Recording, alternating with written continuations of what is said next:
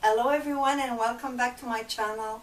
I'm Diane Deziel and today I'm going to start with you the assembling of a shirt. I divide the work in 3 parts so I could be with you all the way, and also that's the way I am working, so I'm more efficient in my sewing.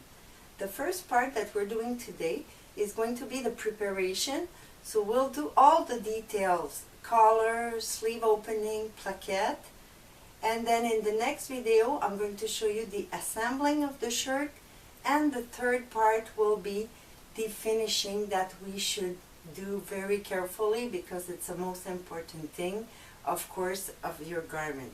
So stay with me and we're starting right now.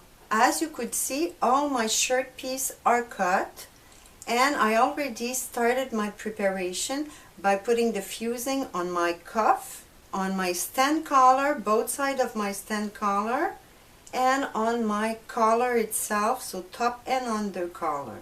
For the sewing part, you could refer to my video where I showed this collar, but in case you already watch it and you need a little refresh, I'm going to give you the step, but most probably the sewing will be in fast forward. The first seam is going to be to assemble the edge of the collar, so one side to the other, and then I will do my understitch at 1 millimeter from the seam on the under collar.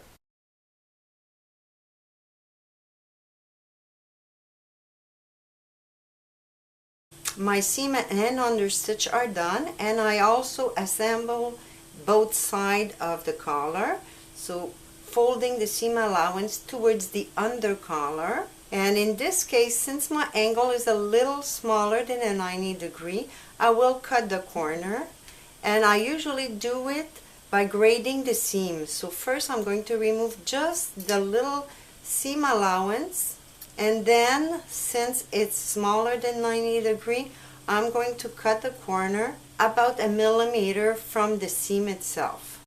You could, after cutting, you could fold the seam all in the same direction, put your thumb inside, hold the seam, and use the thickness of the fabric to push the corner outside. You could also shift it a little bit like that, and you should have a nice corner right away. Then assemble your next seam together just with a stay stitch and give a nice pressing. The idea of this stay stitch is just to make sure that when you do assemble 2 pieces together, you only worry about 2 layers. My collar is like 1 layer. I could assemble it to one of my stand collar. You're going to do it from notch to notch. When this first seam is done, it's attached to the stand collar. It's considered like 1 piece. You could then assemble with the other stand collar piece from one end to the other.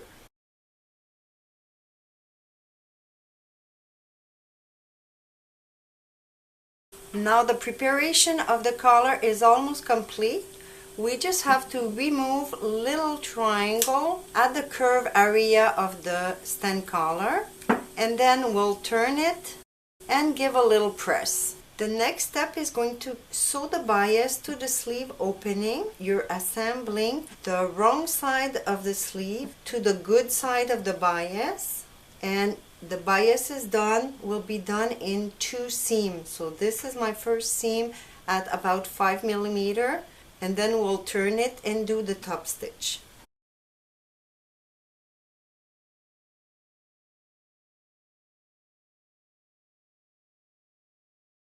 Once the bias is sewn to both opening, you could create your little pleat and hold them with a stay stitch. Remember also to fold the bias inside on the biggest side, and then you could tack the little corner with a 45 degree angle, and prepare also your cuff by folding it in the middle. Fold one of the seam allowance and stitch on both sides.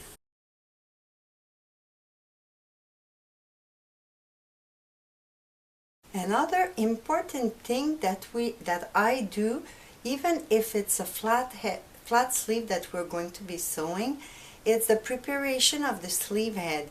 Because you know, when we're going to sew the sleeve to the armhole, we're sewing opposite curve.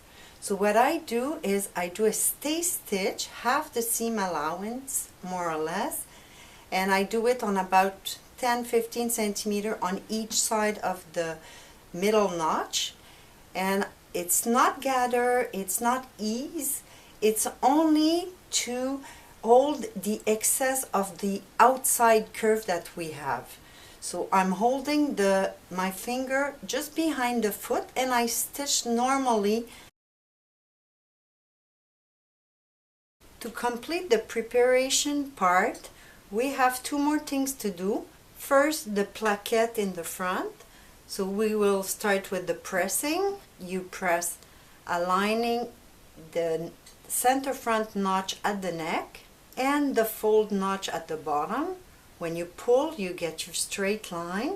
And the second pressing is again center front over center front at the neck, and then the pressing line at the bottom. After, you could do your top stitch at 1 millimeter from the first fold that we did. The last thing we have to do for the preparation will be the back pleat. We did an inverted pleat or box pleat. Look at the difference, is that a box pleat is an inverted pleat but sewn on the wrong side of the fabric. So you do your normal box pleat, bringing one notch over the center, same thing on both sides.